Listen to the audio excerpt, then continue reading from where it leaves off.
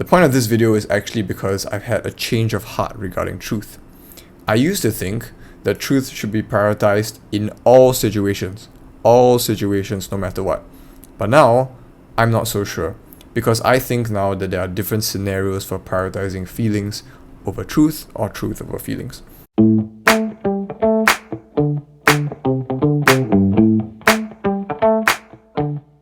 Jordan Peterson's 8th rule for life is tell the truth, or at least don't lie.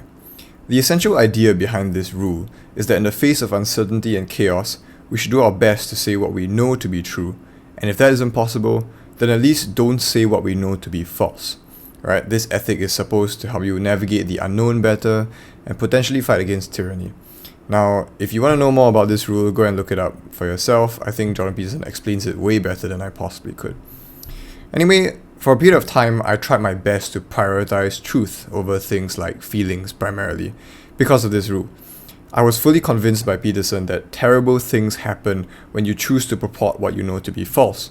It was also a huge flaw in my personality at the time, which is that I would often sugarcoat things to prevent conflict or discomfort because I really disliked conflict.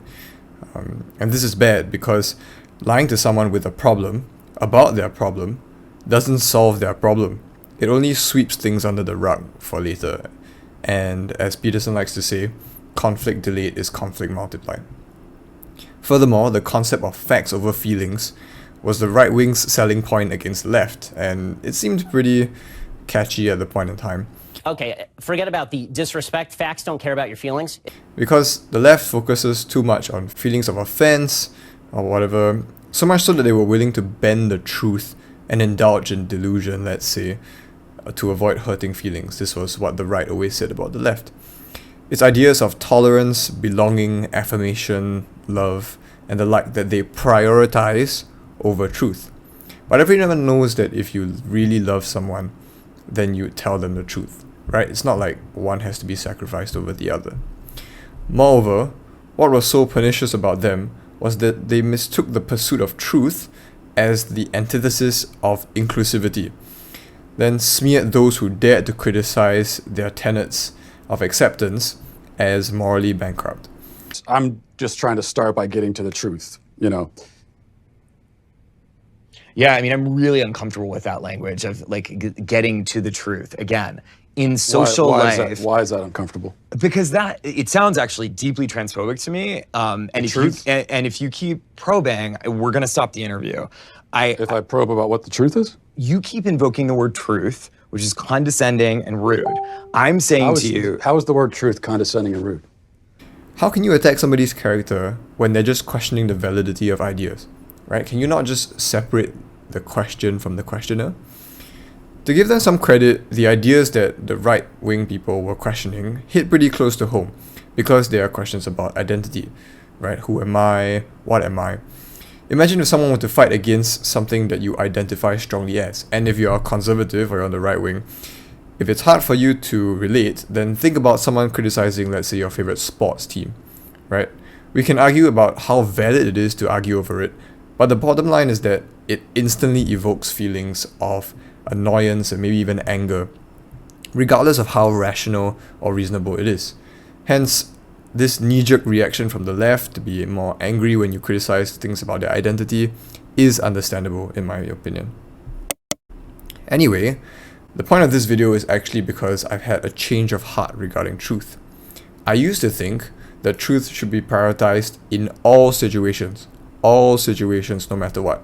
But now, I'm not so sure, because I think now that there are different scenarios for prioritizing feelings over truth or truth over feelings.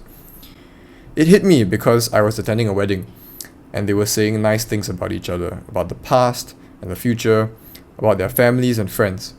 Words and promises like, I will love you to the ends of the earth, and I will do anything for you.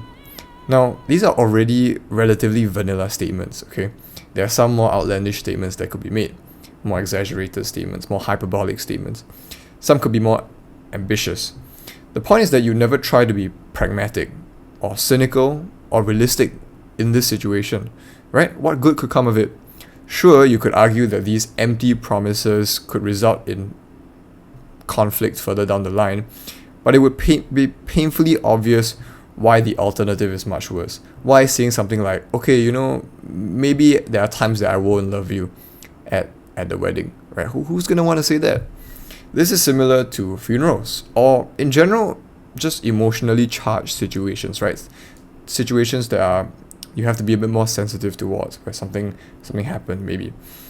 It's obvious to most why being completely truthful isn't always of utmost importance at that point in time.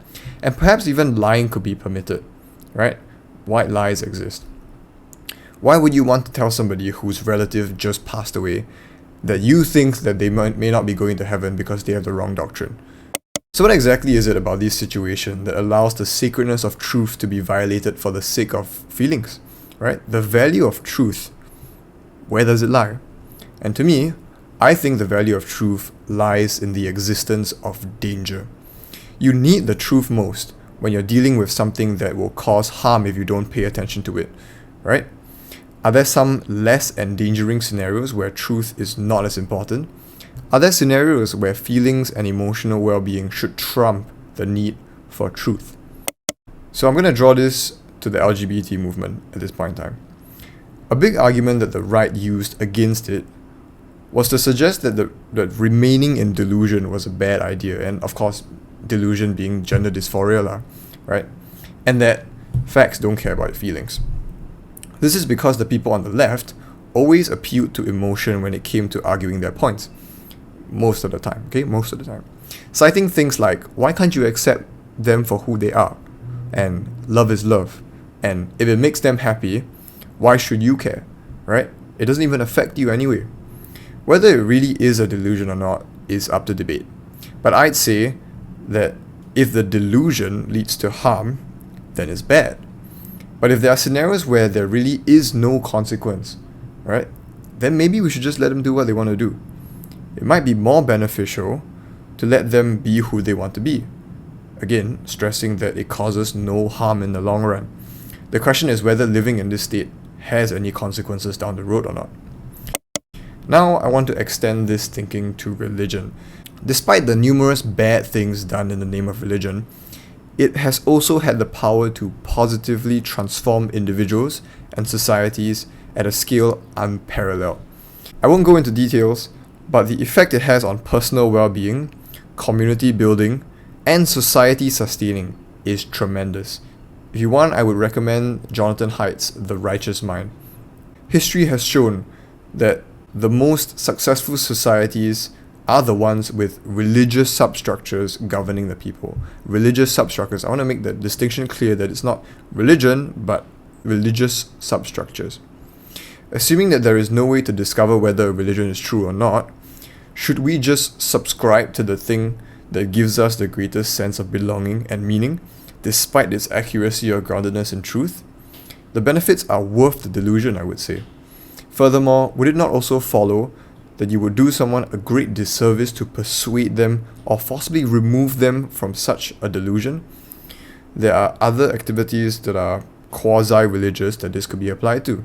Consider an orchestra, a dance group, or a group of soldiers marching. The people in these groups exhibit the same harmonious state as a religious group, in that they would not question what they're doing, and simply do it. No one asks in the middle of an orchestra whether it is right or wrong. You simply just join in for the ride. You go with the flow and you sync up with everyone else, and all else fades away. In turn, it gives you a sense of purpose and meaning through the harmony. The only excuse for stopping a performance is if the building is on fire, let's say, right? Then you actually need to ask whether continuing with the orchestra is the right thing to do or not. Hence, truth seems to be irrelevant in this context, and feelings are everything.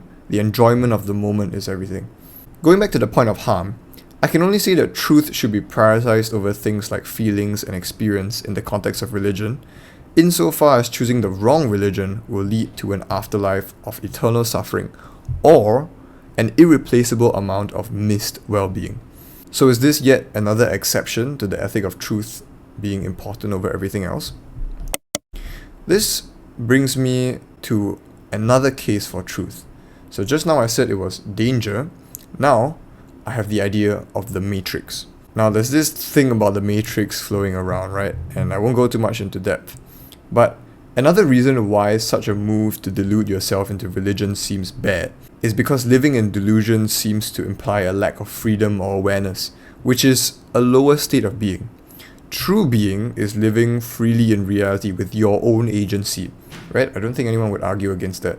We all instinctively look at animals as slaves to their own primitive minds, doomed to do what an animal does, right? Who wants to be a slave? But what if reality is dull and hopeless, but delusion is bliss and meaningful, right? Is it then a reason to abide in delusion? I'm not so sure. If you were in the Matrix and Morpheus offered you the red pill or the blue pill, which one would you take? I don't think the answer is so simple. Finally, I have one last case for choosing emotions over truth. It's about self-confidence and the idea that you can will your depression away. Again, this is controversial, especially with what Andrew Tate has done with this topic. Don't believe in depression. Don't message me about depression because I don't believe in it. But for some situations, it is the case that self-belief is quite literally the thing that makes it happen, right?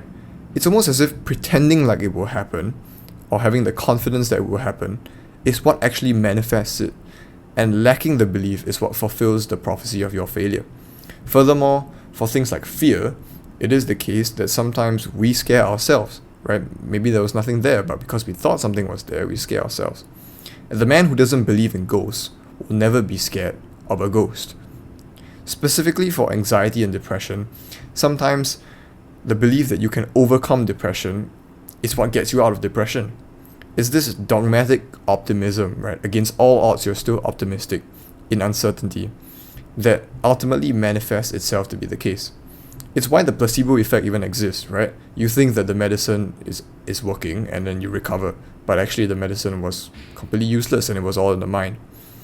Of course, dogmatic belief isn't the cure for all things, but it certainly helps in most situations. To wrap this up, we're all emotional creatures, and at the end of the day, we are heavily influenced by our emotions. As everyone knows, the heart sometimes rules over reason and rationality, right? Everybody has experienced this. Some view it as a blessing, and some as a curse. At the end of the day, I've changed my stance on the universal ethic of truth over emotions, or truth over feelings, or truth over anything, really. There are times where you should let your emotions run wild, and there are times where you should open your eyes and see what's going on. It all depends on the situation, and it is our job to figure out when to prioritize which.